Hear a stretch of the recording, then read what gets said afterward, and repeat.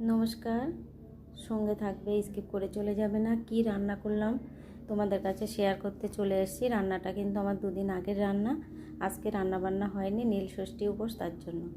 চলে যাই কি রান্না করলাম।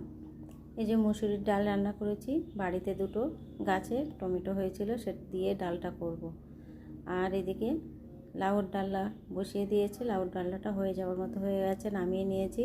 ওদিকে ভাত হয়ে গেছে। আর এই পটলটা কেটে একটু লবণ মেখে রেখে দিয়েছিলাম কিছুক্ষণ আগে, এবার ভাজতে বসিয়ে দেব। অল্প তেলে পটল ভাজতে হবে কীভাবে, পুরো ভিডিওটা দেখবে, সঙ্গে স্কিপ করে চলে যাবে না। অল্প তেল দিয়ে দিলাম। এবার আমি পটলটা কিন্তু 1 ঘন্টা আগে কেটে লবণ আর অল্প একটু চিনি মেখে রাখতে হবে। পটলগুলো সব তুলে দিয়েছি। এবার আমি ঢাকা দিয়ে বেশ কিছু সময় রেখে দেবো সিদ্ধটা হওয়া পর্যন্ত।